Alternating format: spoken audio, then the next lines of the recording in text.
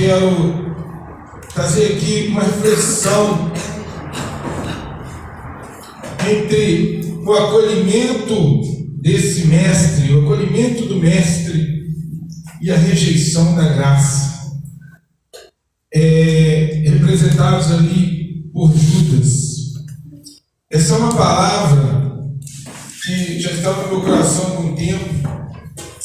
O gostoso que a gente vai vivenciando momentos da nossa vida, onde nós vamos aplicando a palavra. Eu sempre falo isso aqui com vocês, né? E hoje, quando a gente está lá, seja no trabalho, seja em casa, seja no meio de amigos, seja no meio da escola, a gente começa a identificar em alguns momentos aquilo que nós temos exemplo na própria palavra de Deus. E há algum tempo, eu trouxe aqui sobre o joio e o trigo.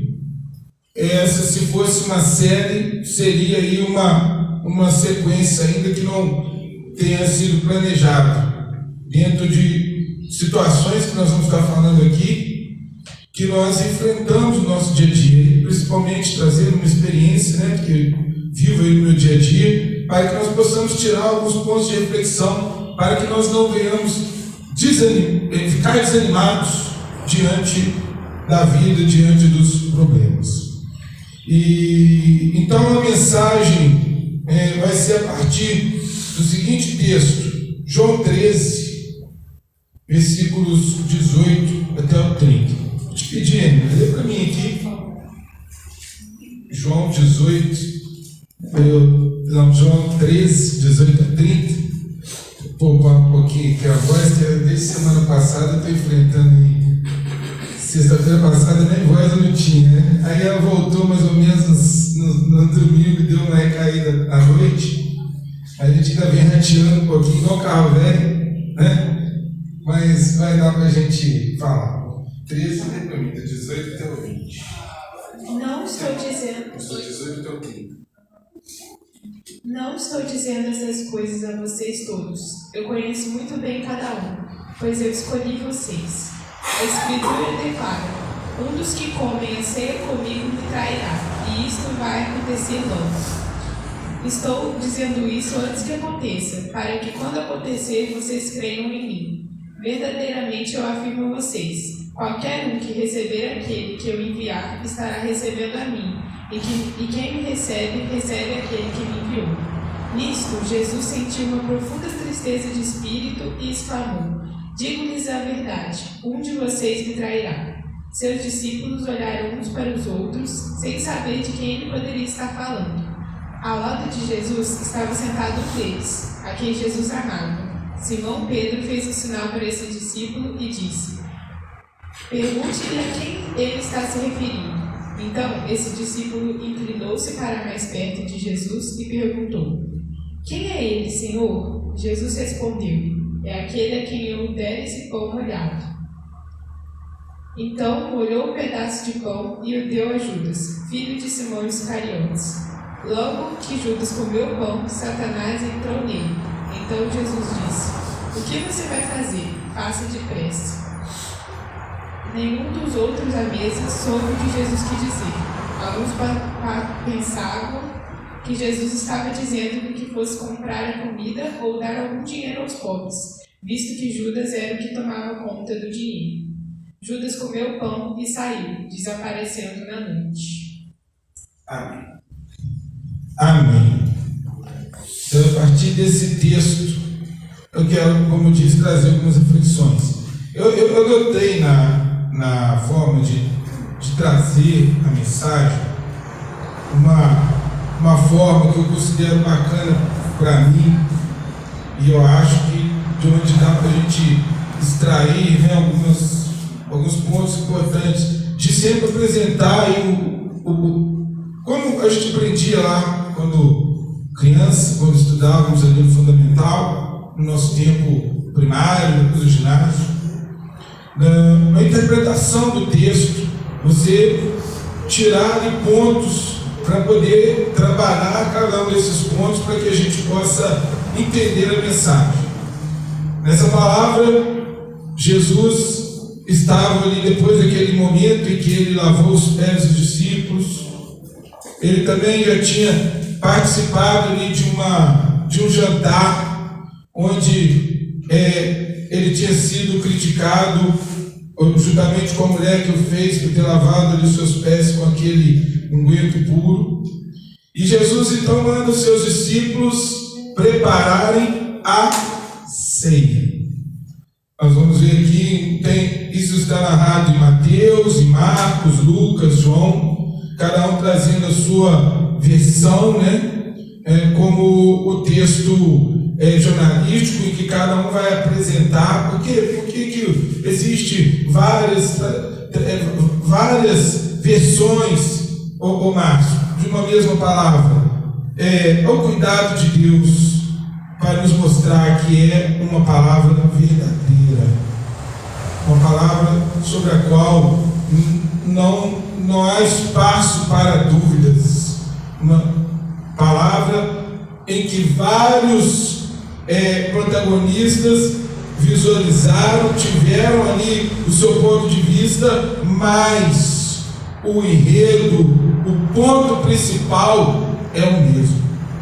Jesus então ele vai participar, vai desejar fazer ali uma ceia, preparar uma ceia com os seus 12, aqui destaca aqui os 12, ele orienta eles como deveria ser preparado e ele consegue ali um cenáculo mobiliado para fazer aquele momento.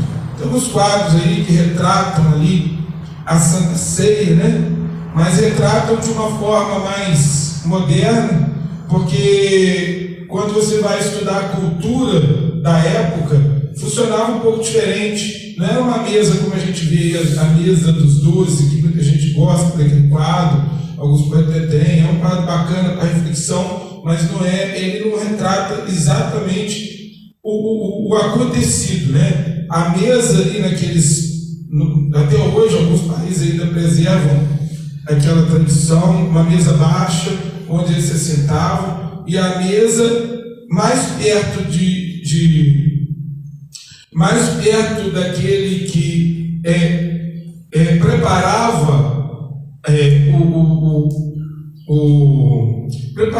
o alimento, estavam aqueles que tinham uma proximidade maior com ele. Nesse caso aqui, nós vimos próximo a Cristo, estava ali João, estava Pedro, e Judas também estava ali na proximidade. Isso é interessante a gente saber, para a gente poder destacar alguns pontos. Então, como eu falo, eu gosto de trazer a mensagem, separando ali alguns pontos e começando sempre revelando os problemas que a gente pode encontrar no texto. Os problemas que muitas vezes são problemas semelhantes aos que nós vivemos nos dias de hoje. E aqui, falando de Judas, que todo mundo, quando nós falamos em Judas, logo já pensa em traição, em deslealdade, em problema. Bom, a palavra realmente fala sobre esses pontos. Mas a mensagem de Judas pode trazer para a gente ensinos muito importantes nos tempos que nós estamos vivenciando, para que nós possamos entender a graça de Deus, entender o foco de Deus para as nossas vidas, entender o porquê que às vezes o Senhor, Ele fala para nós de uma forma mais direta, como nós ouvimos a mensagem aqui do último domingo, nosso irmão Marinho nos falando aqueles pontos importantes em que o apóstolo Paulo orienta ali sobre os dias finais. Esses pontos que nós temos visto, que um desses pontos é o ponto que tinha iludido a cabeça de Judas, que apesar de viver ali ao lado de Cristo, não conseguiu compreendê-lo. E aí a gente vai ver aqui nessa mensagem que a proximidade não é tudo, né? Nós precisamos de algo melhor, algo mais do que a proximidade. Vamos ver lá na frente. Aqui nós temos então nessa mensagem o choque da quebra de confiança, a dor da traição, O pior tipo de dor que nós às vezes vivenciamos em nossas vidas não é aquela que vem daquele que você considera inimigo, ou daquele que te considera um inimigo, ou daquele que você já sabe que não tem uma familiaridade contigo. Aqui nesse caso nós vemos Jesus ao lado de um discípulo que ele escolheu. E já há algum tempo estudando, aprofundando nessa mensagem, algo que me impactou, que Jesus, quando ele escolheu os 12, ele tinha orado durante toda aquela noite, por um longo tempo, orou por um longo tempo. Não foi uma escolha qualquer, não foi uma escolha enganada. Até nisso, procurei, dentro dessas revelações sobre a vida de Judas, entender o que poderia ter acontecido ali com Judas, ou entender qual o propósito desse acontecimento na vida desse discípulo. E o objetivo aqui, deixar claro desde o início da nossa mensagem, não é nós aprendermos a encontrar um Judas, porque sempre haverá um Judas em nosso meio, né? Seja no trabalho, seja no lugar onde você estiver, sempre haverá um como Judas que vai atrair a sua confiança. Mas o meu objetivo aqui nessa manhã, da parte de Deus, coloco isso nas mãos do Senhor, porque a gente entrega ao Senhor a mensagem e pedimos que Ele fale e não nós. Não é aqui um conteúdo cheio de entendimentos meu, de experiências minhas, não. É algo que a palavra tentou nos passar e que eu procuro encontrar esses gatilhos para que nós possamos falar sobre isso. Não é para nós aprendermos a encontrar o Judas no nosso meio, mas é para nós não sermos o Judas no meio dos demais. Para eu não ser o Judas no meio dos demais. Esse é o objetivo da mensagem, então, desde esse momento. Lá, logo no Salmo 41, né, porque o que aconteceu com Judas não foi algo novo. Os profetas já haviam falado sobre isso. No Salmo 41, versículo 9, que foi citado por Jesus aqui no versículo 18, que eu pedi para ele ler para a gente, já está escrito: um dos que comem a ceia comigo me trairá. Então, isso já estava escrito. Aquele que comia do meu pão, em outra tradução, aquele que comia do meu pão levantou contra mim o seu calcanhar. E aí nós vamos seguir em frente para nós entendermos aí. Primeiro, nós vemos o Senhor Jesus triste quando ele faz essa colocação para os discípulos. Ele estava falando sobre limpeza, sobre corações limpos, sobre vidas puras, mas ele diz, na verdade aqui nem todos estão limpos. E aí ele começa a falar, a mostrar qual era o seu projeto, o seu plano, o seu desejo ali de comunhão naquela mesa, e ele revela que ali, por que ele tinha dito isso? Porque ali haveria aquele que lá no Salmo já tinha sido falado sobre ele. Ali estava um que o profeta Zacarias também já tinha falado sobre ele. Importante nós entendermos isso para nós compreendermos o que vem aí a seguir. O Judas oculto entre nós. O grande problema humano não é apenas o medo de nós sermos traídos por alguém. O verdadeiro problema sobre a ótica da graça, que eu quero dizer, é o evangelho que Jesus Cristo veio anunciar, não o evangelho carregado de religiosidade. Quando a gente fala aqui no Evangelho da Graça, é porque eu estou destacando o Evangelho que Jesus pregou daquilo que a religião tem pregado. O qual que é, então, Márcio, o Evangelho que a religião tem pregado? Você faz, você se esforça, você se santifica, você se prepara, você ora, você orou e você é cheio do poder. O Evangelho da Graça é: Jesus te santificou, por isso você vai dar frutos, porque se Ele é santo, nós também devemos ser como um limoeiro, nós devemos dar frutos condizentes, coerentes com esta árvore. E isso é então a graça. Não é pelo que nós fazemos, é pelo que Jesus fez. Então nós o servimos, então nós o adoramos, então nós nos entregamos a Ele. E a nós aqui então, nesse Judas oculto que nós vamos tentar falar, clarear um pouquinho para que nós possamos vigiar o nosso dia a dia, para nós não sermos impactados com um Judas que se manifeste, ou sermos algum dia um Judas na vida de um grupo. É nós entendermos que sobre a ótica da graça, o problema que nós temos, glória a Jesus, é a nossa própria inclinação para a deslealdade. Porque a Bíblia fala isso: todos pecaram, todos. Se houvesse um sequer que não houvesse pecado, Jesus não precisaria ter morrido. Para muitos esse discurso é duro, como disse os discípulos quando Jesus pregou lá aquele discurso grande, falando diretamente. Para alguns na igreja é difícil muitas vezes ouvir certas palavras, mas é a realidade.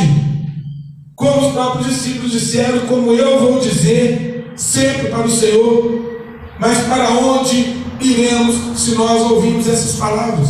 Porque lá fora, para o mundo, para a ciência, para os religiosos, para os políticos, essa palavra ela é totalmente complexa, totalmente complicada. Não entra, não é possível para eles fazer ter uma compreensão daquilo que realmente é o que Deus deseja para cada um de nós.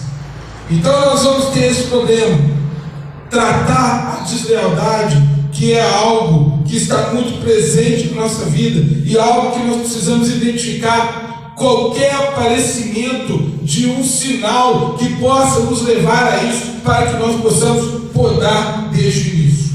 Quando o coração se desgasta, preste bem atenção, são alguns pontos que eu tive o cuidado de anotar, até para não esquecer, porque é a realidade aqui dentro dessa palavra colocada aqui por Cristo aos seus discípulos. Quando o coração se desgasta, nós também nos tornamos capazes de negociar nossos valores, nossos relacionamentos e o próprio Cristo por pequenas moedas de prata. Foi o que aconteceu com Judas. O coração de Judas estava desgastado. Por que o coração de Judas estava desgastado? E qual a ligação que eu fiz com a mensagem do nosso diácono Amarildo de semana passada? Um dos pontos que o nosso irmão Amarildo trouxe aqui foi o palanque. Há quase um consenso entre os estudiosos quando pensam na situação de Judas, quando aprofundam na situação de Judas, de que Judas entendeu que ele estava ali diante de um homem que viria mudar o mundo com a espada, com o poder, como um rei, que ele tomaria através da espada Porque as profecias falavam de um rei que viria. A profecia falava de um que se assentaria no trono de Davi.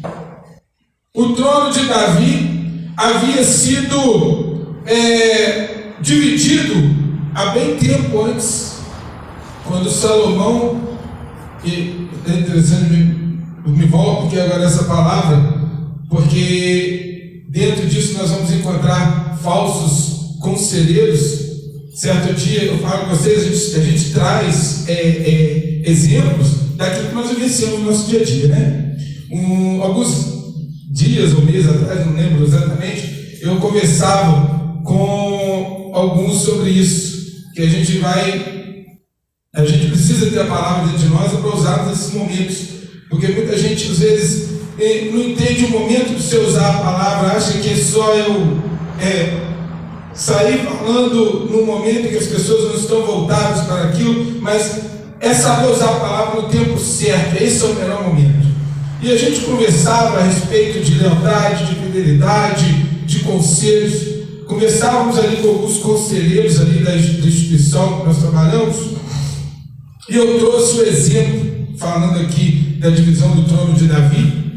Depois da morte de Davi, Salomão assume. Salomão tem um reinado sábio. O Senhor já tinha mostrado a Davi o que aconteceria no futuro, mas ainda não foi no reino de Salomão. Salomão teve um reino bacana, um reino próspero.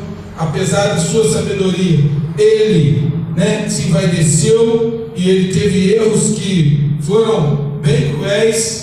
A gente tem, através de textos, de palavras como Eclesiastes, como Provérbios, textos que mostram que Salomão mesmo se enrolou ali na sua própria sabedoria em alguns momentos, e principalmente no Eclesiastes a gente chega a ver às vezes um rei até um pouco deprimido em alguns momentos, porque apesar de todo o seu conhecimento, ele se sentia às vezes vazio, e isso está claro ali nas suas colocações. Mas vamos lá. Depois de Salomão, o reino se divide. Mas por que o reino se divide? O reino, formado por 12 tribos, ele vai ali se dividir na tribo de Judá e, salvo engano, Benjamim, não é isso? Salvo engano, Benjamim. E as outras 10 tribos vão seguir um outro rei. Mas por que isso acontece?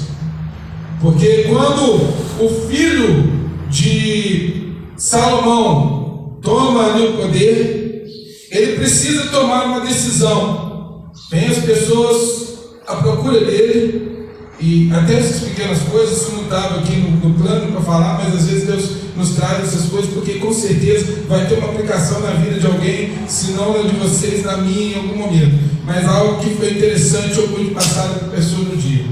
Quando o filho de Salomão, depois de assumir o reino, foi procurado, o pessoal chegou para ele e falou assim: olha, rei, é o seguinte, o seu pai era um homem sábio, seu pai era um homem, apesar de tudo, generoso, mas tinha uma coisa com ele: o homem gostava do imposto, ele era pesado no imposto, e o povo está gemendo, o povo está cansado. Faz o seguinte, alivia um pouquinho aí para o povo, para que esse povo te respeite. E aí ele foi consultar então os seus conselheiros. Olha aí, jovem, olha aí, homem maduro, olha aí, idoso, com quem será que você tem tomado conselhos? Aí não é sobre dinheiro, sobre qualquer coisa, né? Ele foi primeiro, procurou os conselheiros que trabalharam com o pai dele. Olha aí, o que vocês acham sobre essa situação? Não vou repetir, o que eu acho sobre essa situação? Olha, é o seguinte, olha aí, já que o senhor está nos consultando, nós tentamos falar com seu pai algumas vezes, talvez ele tenha dito isso, mas o seu pai, ele era, positivo positivo, o negócio para ele era daquele jeito. Eu acho que se o Senhor fizer isso, o povo vai respeitar mais, porque vai ver que o Senhor tem misericórdia. Ele, beleza. Ele saiu dali, ele foi procurar os colegas, os amigos dele que cresceram com ele, os conselheiros mais novos, mais da idade dele. E eles falaram para ele: que é isso, rapaz? Você vai ouvir, os caras estavam com seu pai. Seu pai era duro. Você vai fazer o seguinte: você vai virar para eles e falar que o seu mindinho é mais grosso do que o dedo polegar do seu pai. Se com o seu pai era 50%, com você vai ser 80%. Exemplo, né? De percentuais. E assim ele gostou, que a gente tem de gostar daquilo que nos favorece, né? Porque ele está falando isso aí, porque Judas, né? Quis acreditar naquilo que favorecia ele. E aí sim foi. O que acontece? Ele preferiu esse último conselho. E assim ele falou com o povo. Mas a partir disso surgiu um outro líder. Esse outro líder levou 10 tribos com ele, e 2 tribos ficaram com o rei, filho de Salomão. E ali o povo se dividiu. Quando conselhos errados são ouvidos, coisas ruins acontecem. Judas, ele esperava, eu acredito, naquele Salvador, no Messias, que tomaria da mão dos romanos novamente Israel. E quem sabe ele seria um dos ministros, dos conselheiros. E aí, um conselheiro da alta, com certeza, porque Judas tinha ali no grupo de Jesus um cargo importante. Ele tinha não só a confiança de Jesus, como a confiança dos outros 11 discípulos. Ele carregava a sacolinha das ofertas que eram dadas a Cristo, do dinheiro que o grupo tinha. Então ele com certeza ali esperava um cargo considerável. E isso leva muitas vezes o excesso de confiança, leva a pequenos atos, onde nós temos que ter cuidados para que nós não negociamos os nossos valores. Jovem, digo outra vez, adultos, homens e mulheres maduros, idosos, que nós não tenhamos preço, que nós tenhamos valores. Sabe por quê? Porque você já deve ter visto filmes, principalmente os filmes de herói, você já deve ter visto conversas onde se fala no preço. Ele sabe, todo mundo afirma aí que todo mundo tem um preço, é só chegar nele. E alguns têm o preço de uma aposta em que ele vai ganhar um valor considerável na Mega Sena, um carro bacana, né? Ali na porta à sua disposição, uma casa bonita, né? São preços, um salário bacana, onde você precisa trocar os seus princípios por aquilo, uma escola bacana, um emprego. Isso aconteceu com certeza para nós que somos mais velhos. Para mim aconteceu. Eu poderia hoje com certeza estar em uma situação bem melhor, com oportunidades que passaram por mim, mas oportunidades que custariam os valores que eu acredito. Você talvez já tenha vivenciado isso ou vai vivenciar isso.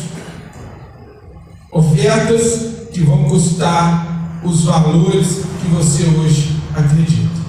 E você precisa saber o que você quer, o que é melhor para a sua vida. Para Judas começou nas pequenas coisas. As moedas de prata começaram nas pequenas coisas: status, conforto, razão, dinheiro. Às vezes nem a razão, né? Às vezes não deve ser nossa naquele momento, por algo maior que virá. Falei sobre a proximidade. Agora vamos entrar nesse ponto também. Proximidade sem confiança. conversão. Estar na igreja não significa ser um cristão. Estar próximo de Jesus não significou para Judas ser um verdadeiro discípulo.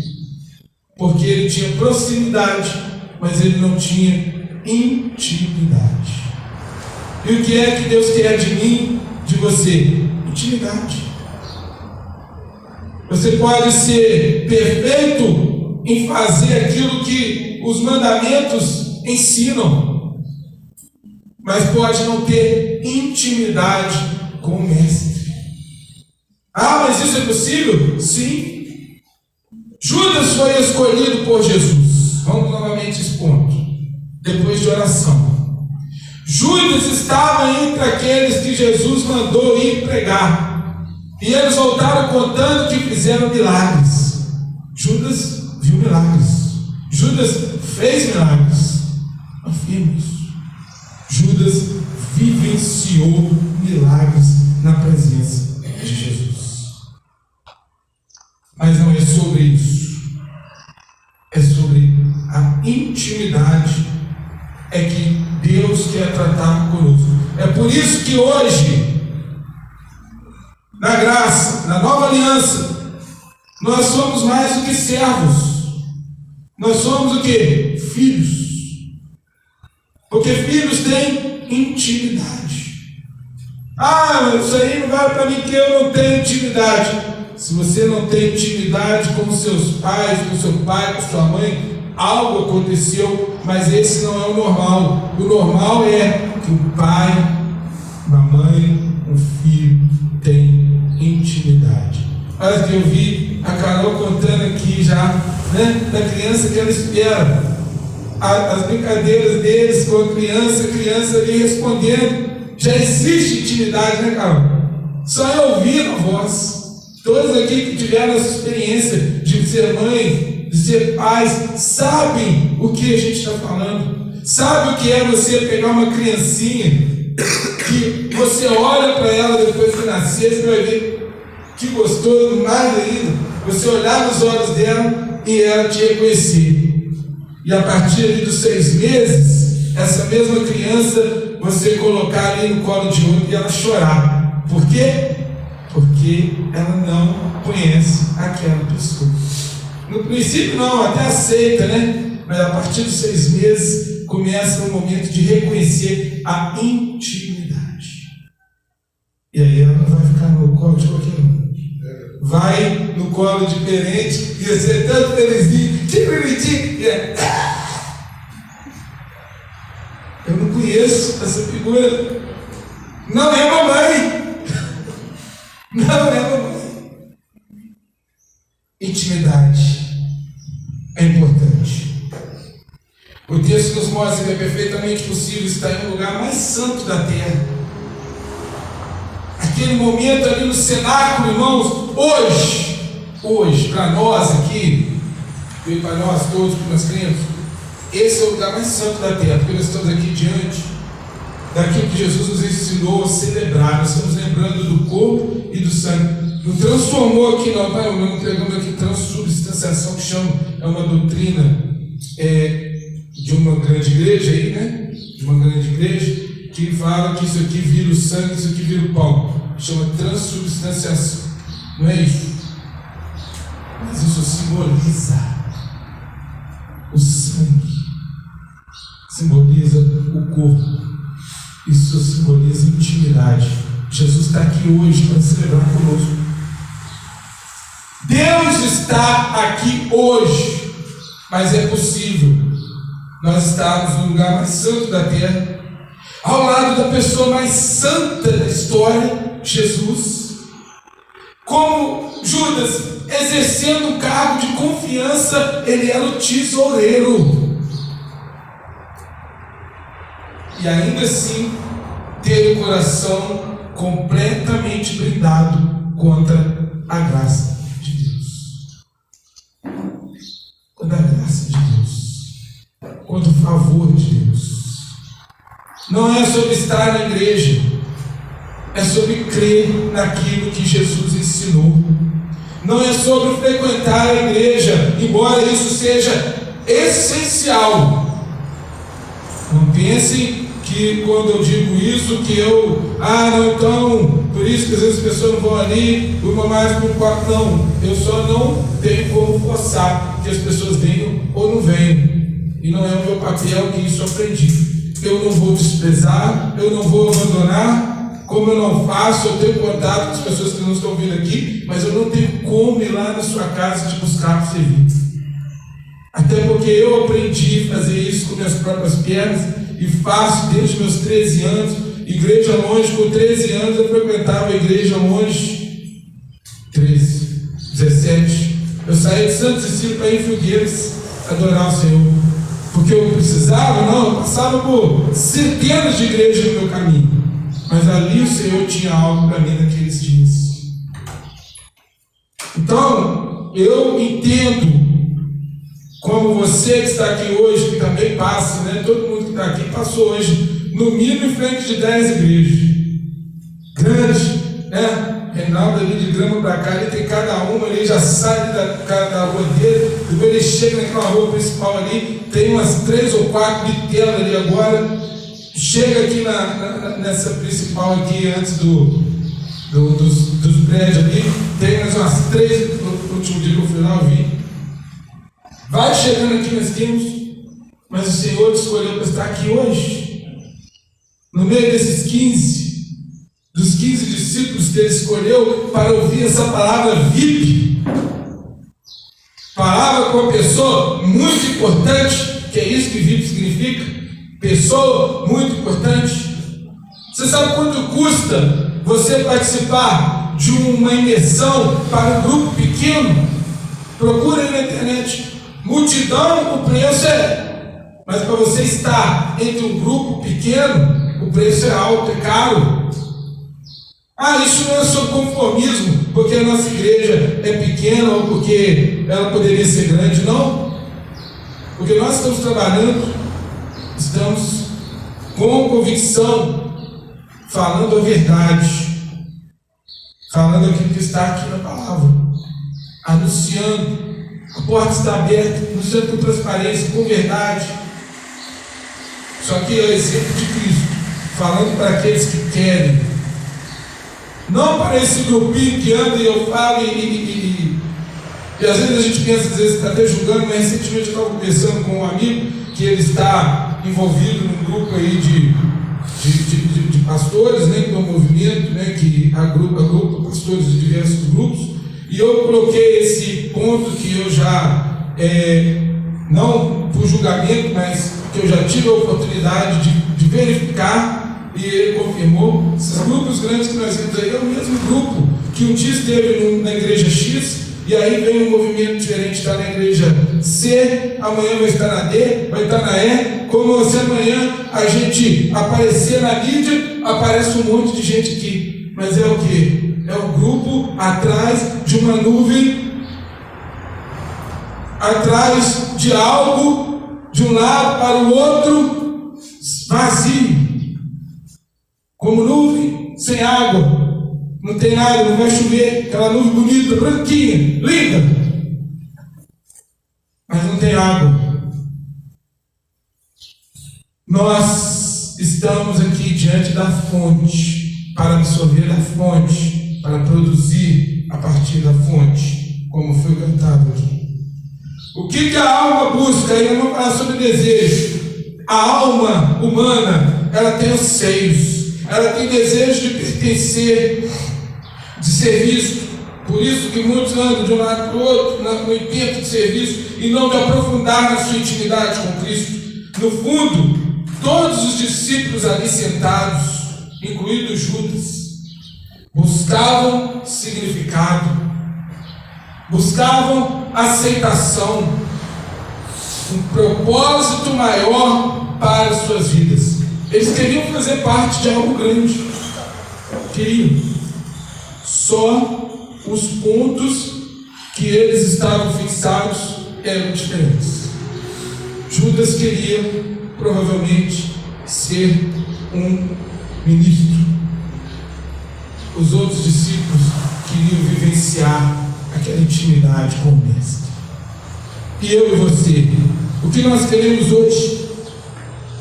De que vale toda a honra desse mundo e depois ficar só por aqui mesmo? O grande ponto hoje, para quem ainda tem alguma dúvida, para quem ainda, às vezes eu estou na igreja, mas de vez em quando passo uma dúvida: para que seria Deus? Será que Deus realmente existe? Recentemente eu falei com um amigo: olha só, ele crê em Jesus Cristo, acredita. Ela falou assim: sobre a minha convicção, o que eu tenho a te dizer? Se lá no fim de tudo for só algo que eu creio, eu não terei perdido nada. Eu creio em Jesus e eu continuo crendo, não tenho essa dúvida não, mas eu disse, como fosse, como vale para cada um de nós aqui. Se lá no final tudo isso que nós fizemos aqui era em vão, se você morreu e acabou, você não perdeu nada. Agora, o que fazer para aqueles que, na verdade, não levaram a sério e estarão diante do Mestre um dia? Como Judas, você vai ver aqui mais à frente, Judas, ele foi pelo seu próprio mérito, preferiu, após o remorso que ele sentiu, tirar sua vida. Mas naquele dia que ele traiu a Cristo, duas pessoas fizeram o mesmo. Um traiu, o outro negou. Mesmo nível. Pedro negou. Mas Pedro teve uma experiência diferente. E depois ele teve que olhar nos olhos do Mestre novamente. Mas ele teve a humildade. O coração humilde para se arrepender. É o que vale para nós. Se lá na frente você se deparar com o Mestre e você não levou a sério, qual será a sua atitude diante dele? Qual será a minha atitude diante dele? A ilusão do controle que Judas teve ali é que ele desejava o reino de Deus funcionasse. Ele desejava que o reino de Deus funcionasse na sua lógica, da sua maneira, como muitos espiritualistas se dizem cristãos, evangélicos, desejam uma religião triunfalista que mande no mundo, que defina ordens no mundo, que defina políticas no mundo, que defina poderes no mundo. Mas essa não é a igreja de Cristo, porque a igreja de Cristo, ela é perseguida. E ela não é perseguida porque ela é contra a política da direita e contra a política da esquerda. Porque essas vozes que se levantam dizendo que estão sendo perseguidos por causa de filosofias, por causa de política externa. O que a palavra fala é sobre aquele que crê em Cristo Jesus, que é perseguido porque crê no Mestre, naquilo que ele ensinou, porque é humilde, porque não troca os seus valores por preços, porque não trocam a sua fé por algo passageiro. Mas o ser humano quer palanque, né, irmão? Que a lógica humana, financeira, e quando Jesus não atendeu às suas expectativas terrenas, nós temos aqui um Judas que quer tomar a situação ao seu controle.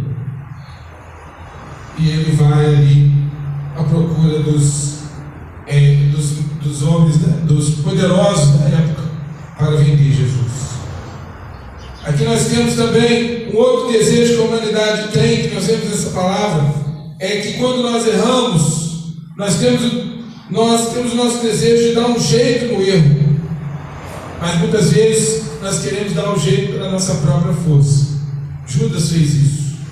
Judas teve remorso, como já disse, e ele, ao invés de se arrepender, ele foi e tirou a sua vida.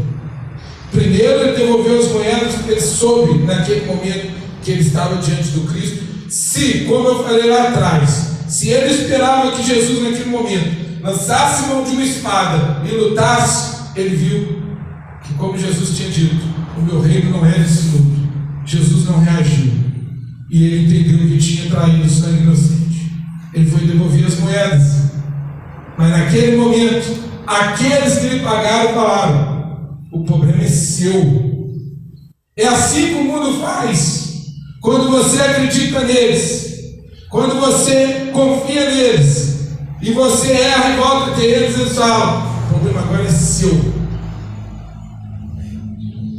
Diferente do nosso Cristo, que acolheu novamente o nosso irmão Pedro, né? Nós desejamos justiça própria porque o orgulho humano tem extrema dificuldade em aceitar que é totalmente dependente de um perdão que não pode pagar. Eu não posso pagar pelo meu perdão dando um dízimo bom, participando da ceia, vindo na igreja, dando cesta básica, sendo um homem que todos dizem que tem unção, construindo igrejas.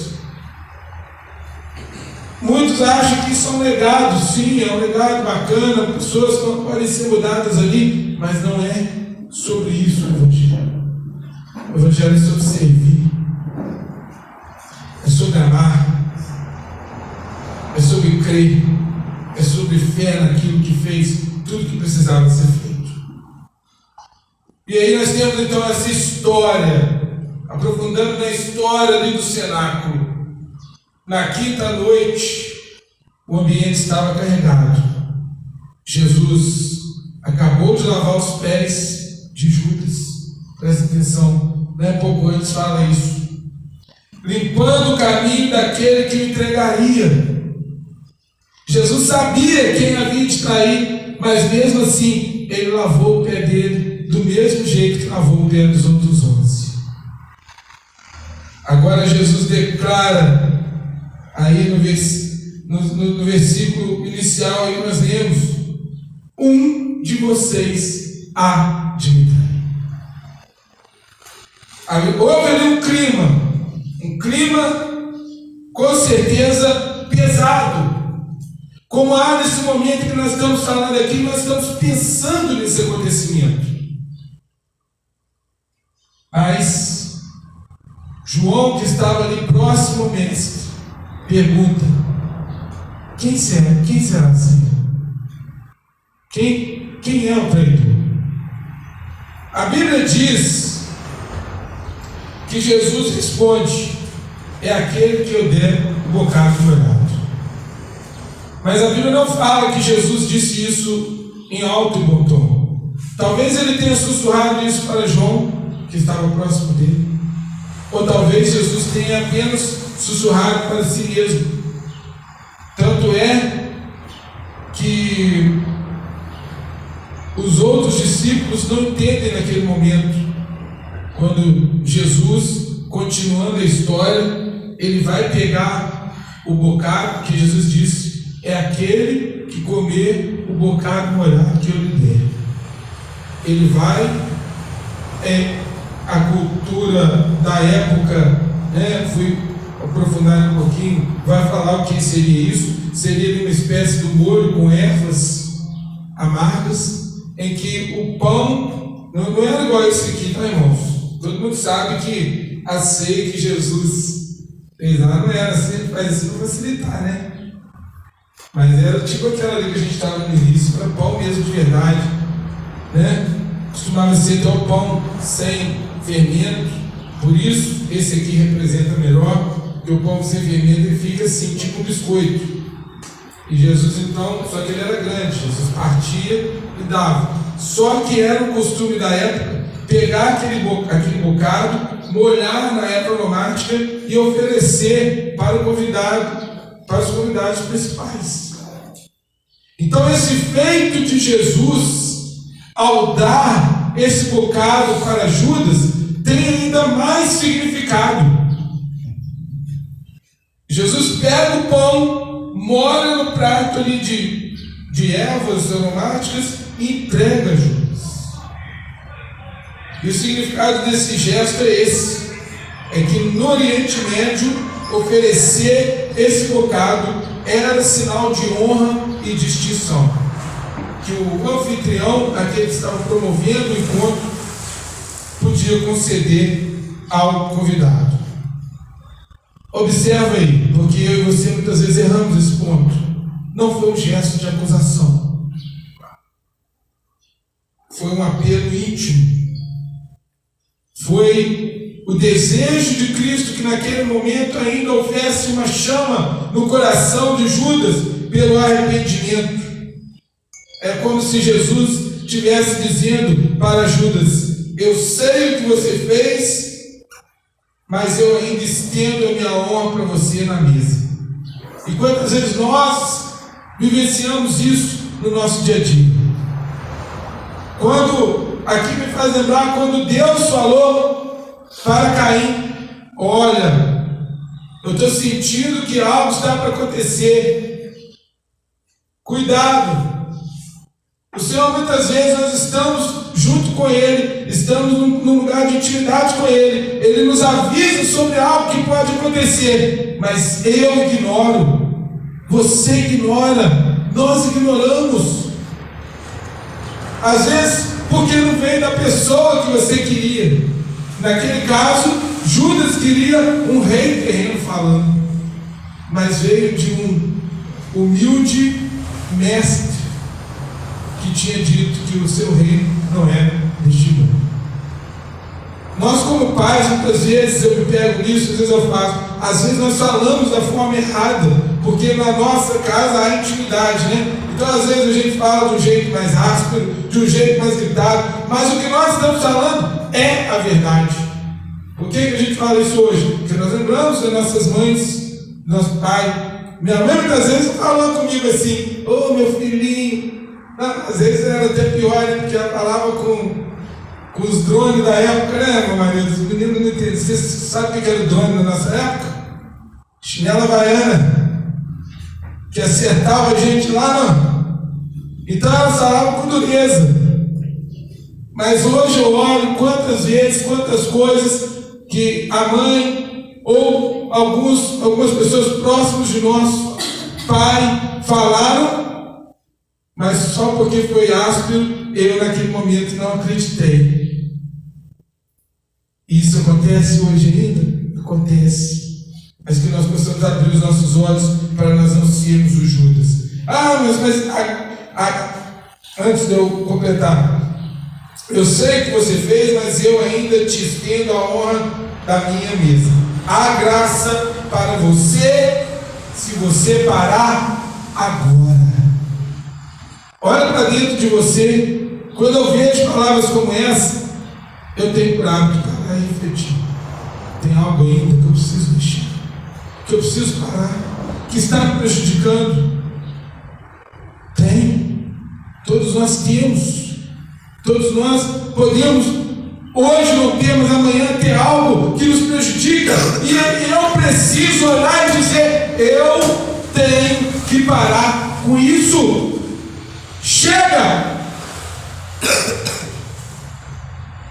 Então muitas vezes Jesus está dizendo para mim, está dizendo para você o que nós temos que fazer para nós agirmos como Judas. Não, mas Judas estava premeditado isso. Você já falou que o Salmo dizia, você já falou que Zacarias predisse, mas Zacarias ou o Salmo não disse que era o Judas.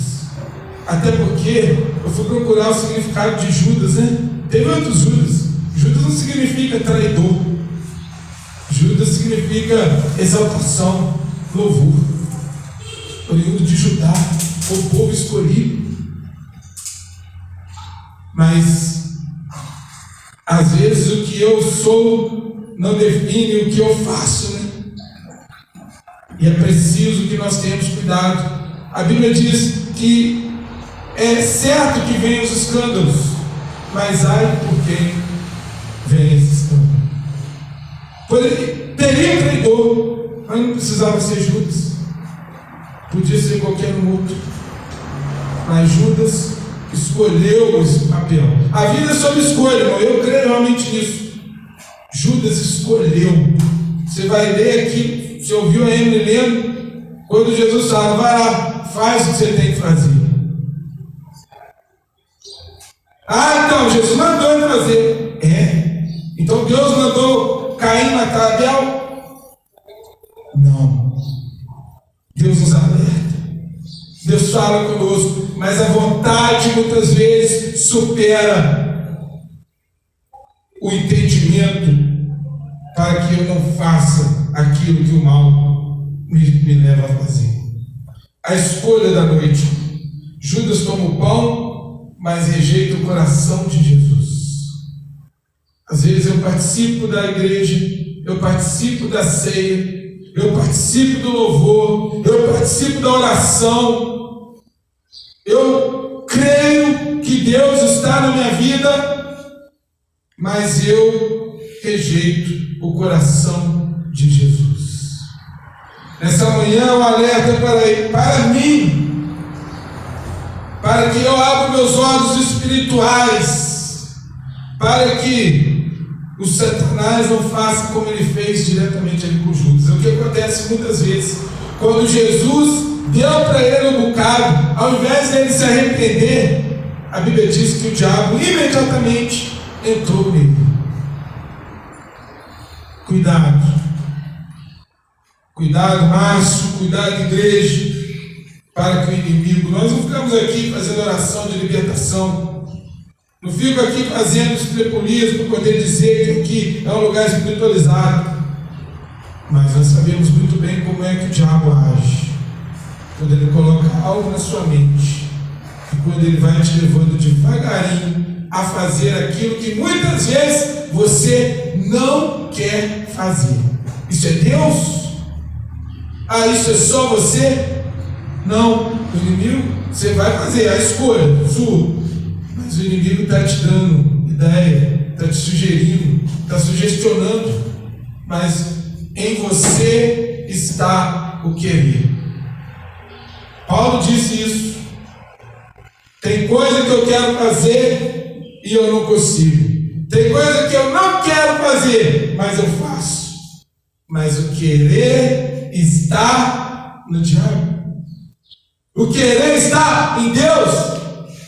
Não. Paulo disse, mas com efeito, o querer está em mim. Nessa manhã, falando de Judas como exemplo daquilo que a gente pode fazer como ele. Não exatamente ser um Judas, mas fazer como ele, sendo desleal àquilo que nós cremos, até mesmo aquilo que nós sabemos ser verdade. É um alerta para que eu e você possamos fazer a escolha certa.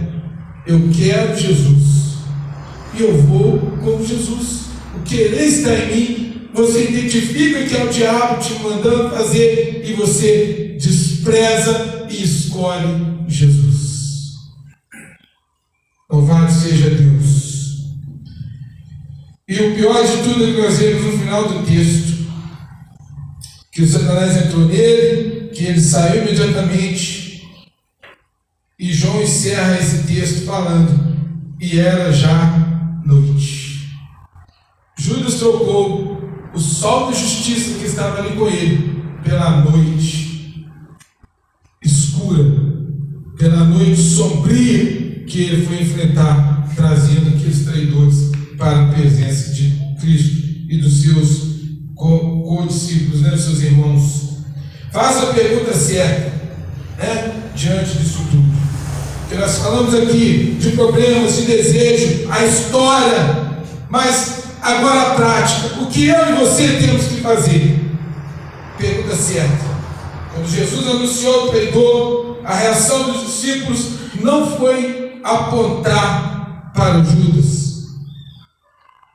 Eles perguntaram, Senhor, sou eu?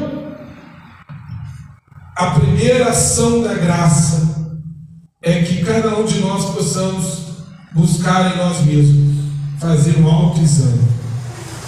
Por isso Paulo disse acerca da ceia.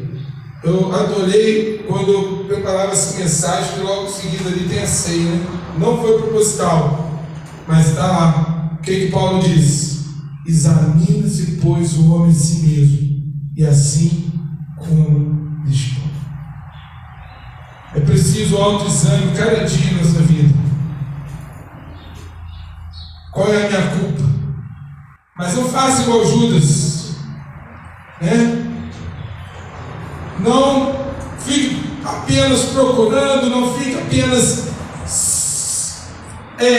indignado por algo que está ali dentro de você, achando que você não pode sair daquilo ali. Não, que isso sirva para esse autoexame. Porventura sou eu, Senhor. Porventura, Senhor, tenho feito algo. Porventura, Senhor, algo que eu tenho feito tem me afastado do Senhor. Por que será que o Senhor tem falado conosco nos últimos dias? Porque Ele nos ama. Porque Ele te ama. Um outro exemplo rápido, que a gente vivencia isso quando a gente tem um papel de liderança. Tenho certeza que já deve ter acontecido aqui com vocês. Acontece muito comigo, o Reinaldo, tenho certeza, o Flávio, eu lembro, você vai lembrar que eu vou te falar, a Marildo. Muitas vezes alguém que trabalha conosco, que fala assim, poxa, mas você acaba pesando muito sobre mim e o fulano. Irmão, chega um momento que você escolhe entre quem faz e quem não faz. E você vai dar mais atenção para o que faz. Aconteceu comigo muitas vezes, porque o serviço muitas vezes caía sobre minhas costas e você olhava outros de boa. Mas onde estão essas pessoas hoje? E nós, onde estamos? Então, filho, se o seu pai te cobra mais, é porque ele está te dando mais responsabilidade, porque confia mais em você. Se nós somos CLT, estamos recebendo mais responsabilidade, é porque nosso responsável acredita mais em nós. A quem muita responsabilidade, muita confiança, Glória a Deus. Não negocie as pequenas coisas. Destacando aqui novamente que nós já falamos disso lá nos desejos, a traição de Judas não começou do Getsemane. Antes daquela traição, ele já tinha procurado os mestres lá. Quando ele foi lá para a ceia, Jesus já sabia que estava na mente dele, mas não começou ali.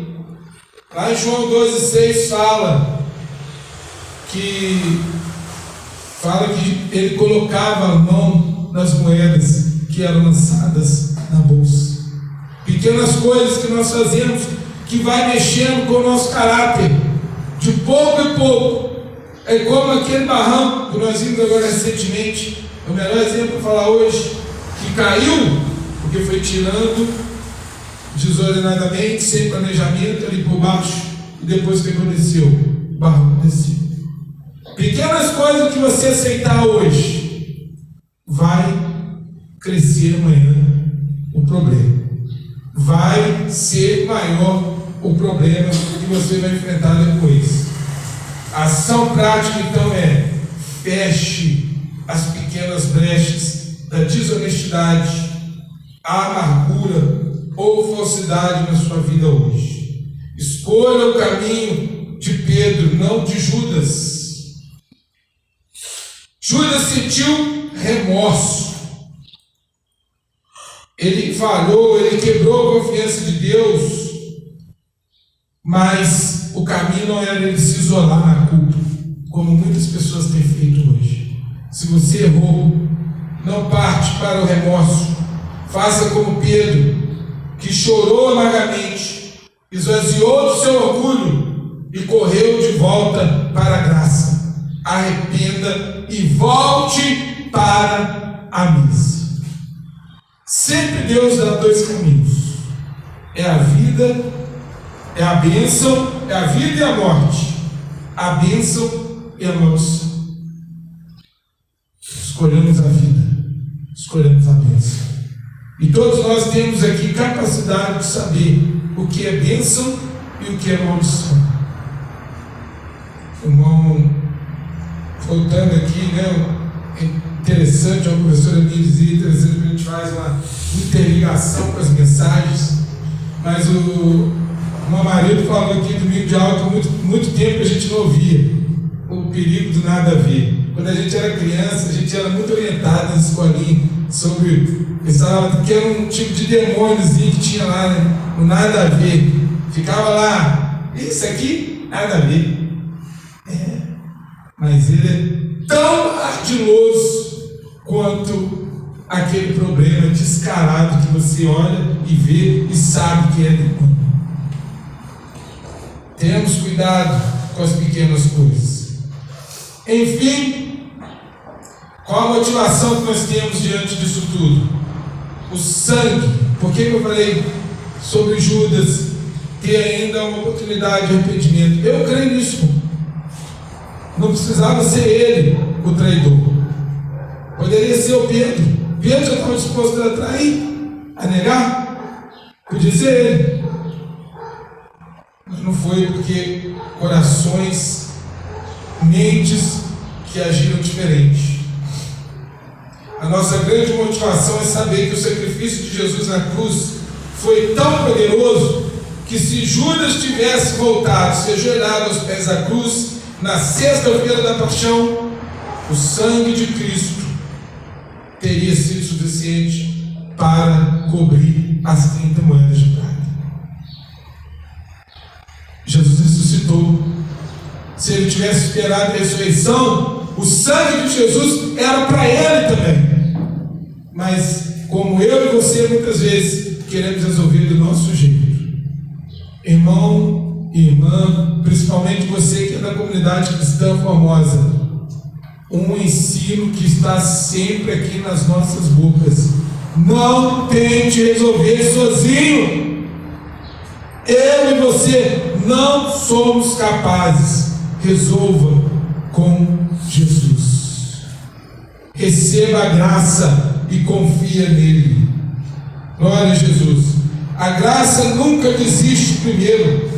Olhar para Jesus lavando os pés de Judas, estendendo-lhe o pão, nos dá a segurança de que o amor de Deus por nós, glória a Jesus, não depende de nossa perfeição.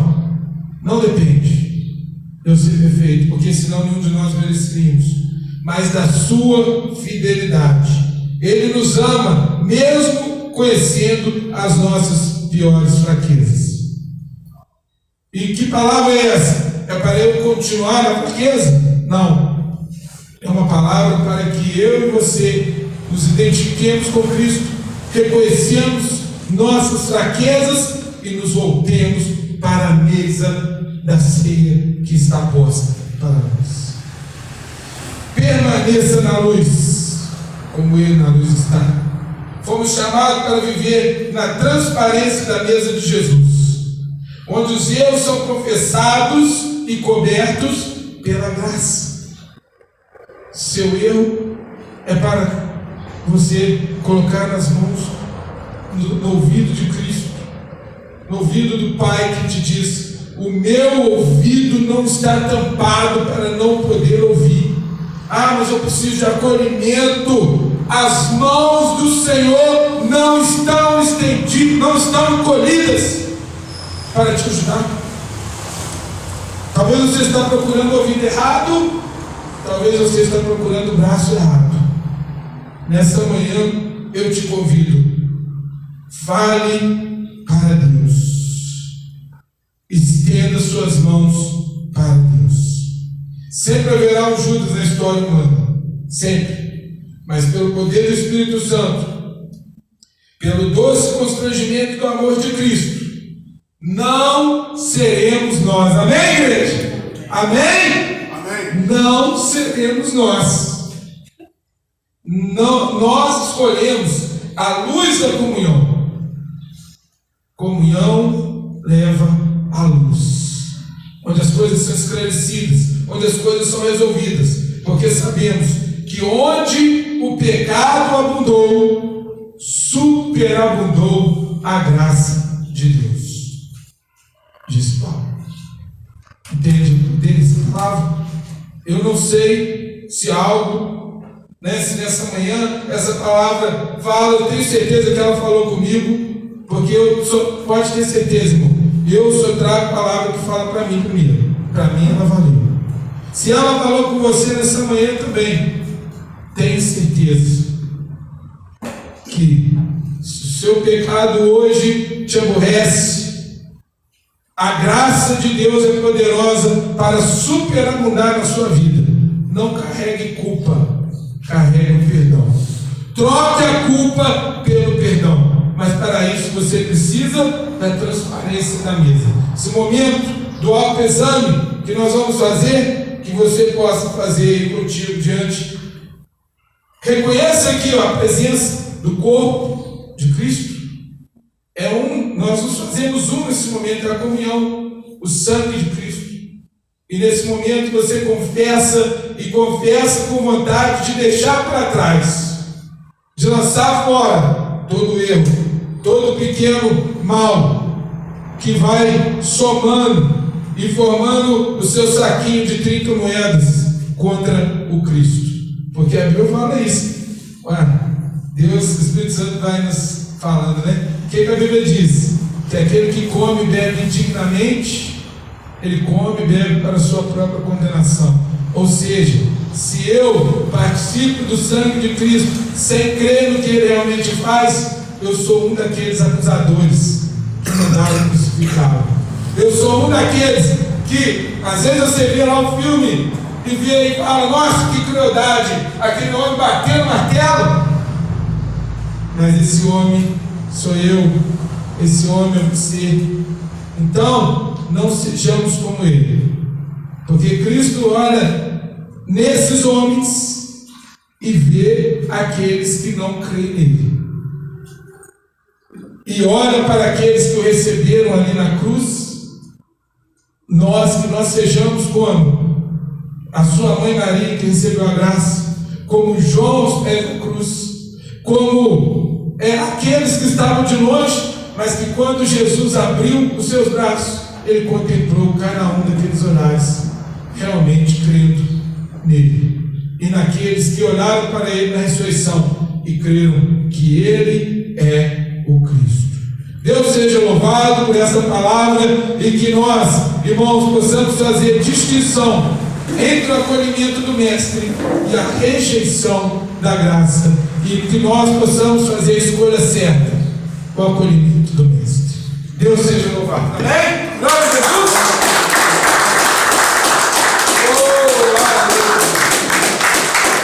Glória a Jesus! Amém. Que Deus possa te abençoar durante essa semana, durante todos os dias da sua vida. Que Deus possa te fortalecer e fazer com que essa palavra possa falar no seu coração. Esse é o momento, então, que nós também, os irmãos podem vir. Nós vamos estar louvando ao Senhor. E quando louvamos ao Senhor, você pode trazer sua oferta de amor.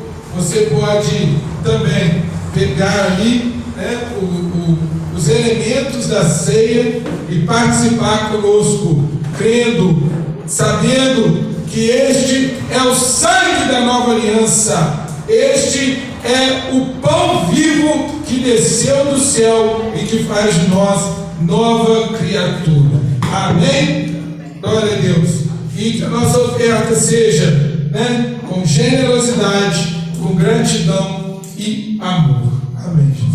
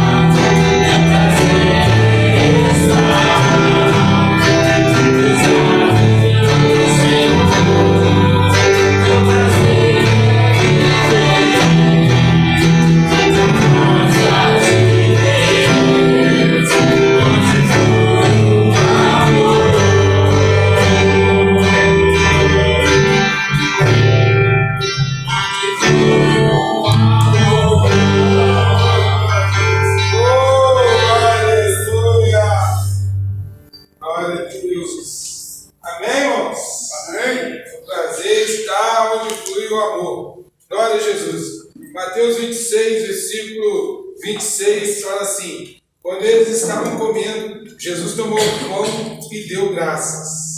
Partiu em pedaços e deu aos seus discípulos, dizendo: tomem e comam, porque isto é o meu corpo. Tomou um cálice de vinho, deu graças e o entregou aos discípulos, dizendo: cada um beba dele, porque isto é o meu sangue da nova aliança, que é derramado para perdoar os pecados de muitos. Preste atenção nas minhas palavras. Eu não beberei deste vinho outra vez, até o dia em que beba um vinho novo com vocês no reino do meu Pai. Amém?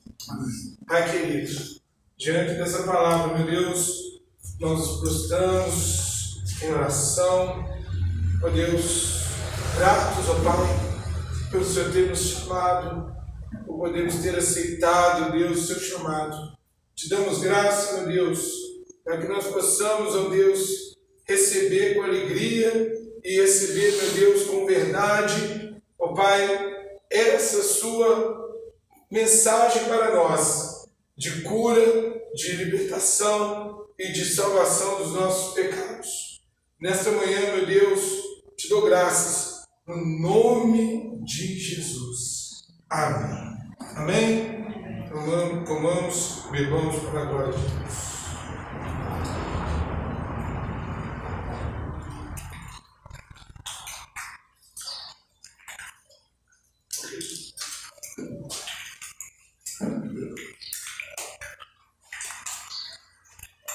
Amém. Graças a Deus. Amém. Glória a Jesus. Aleluia. Chegamos então ao encerramento aí deste culto, mas o culto continua nas nossas vidas durante a semana, indo para a nossa casa, em tudo que nós fizemos. E que sirva de reflexão todas as palavras que o Senhor tem nos dado neste lugar, para que nós estejamos cada vez mais perto de Cristo. Amém? Então queremos hoje saudar aí, né, enquanto vamos orar. Vou pedir aí o nosso irmão Reinaldo para estar orando aqui pelo término, e nós vamos orar agradecendo pela vida da Carol, né? Que Deus possa te abençoar, que esse presente maravilhoso que você vai receber e trazer para toda a igreja possa continuar crescendo em graças, né? E mais, tivemos aí dia 9 pela filhinha, mas foi mesmo em julho, foi aí. Vai ser lá no final, né? Teremos dia 28 a Emily, dia 31 a nossa irmã Maria. Nossa irmã Fátima, e tivemos o irmão Geraldo.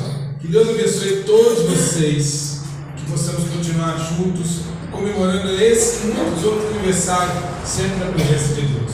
Amém? Glória a Jesus. Vamos orar. E logo em seguida, nossos jovens vão estar aí encerrando com o louvor. Glória a Deus. Amém. Nessa igreja, com a paz do Senhor Jesus. Amém. Senhor Deus, primeiramente quero agradecer a presença da sua presença, meu Pai. Te agradecer pelas ofertas, os que ofertaram aqui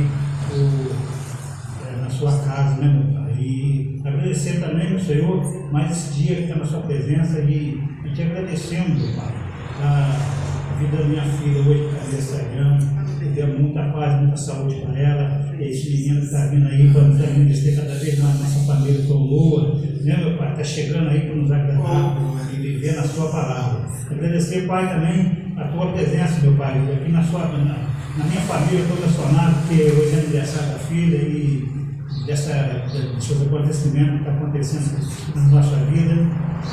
E te pedir, meu Pai, que o Senhor venha abençoar grandemente a todos nós que estamos aqui na sua presença, a todos que puderam vir, né, por qual maneira eu não pude vir na sua casa hoje, para a sua ceia, podendo lembrar o nosso Jesus Cristo. Eu sou o Deus que nos abençoa, é o Deus que cuida de nossas vidas, né, é o Pai que nunca dorme, nem dormita, né, e está sempre nos abençoando. Eu te peço que o Senhor leve todos nós de volta para nós, claro, Senhor Jesus, em paz, com segurança, né, meu Pai? E abençoe grandemente a nossa vida. Eu te agradeço em nome do Senhor Jesus por tudo. Amém. Amém, Senhor.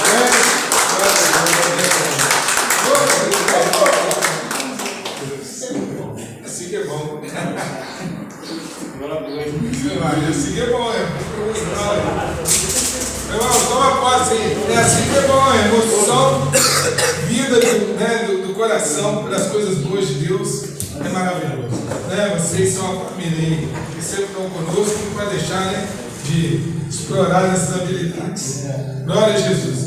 Recebe então, meu irmão e minha irmã, né? Toma posse, na verdade, como a gente sempre diz, que a graça do nosso Senhor e Salvador Jesus Cristo, o amor de Deus e a comunhão do Espírito Santo seja conosco hoje para sempre. Amém.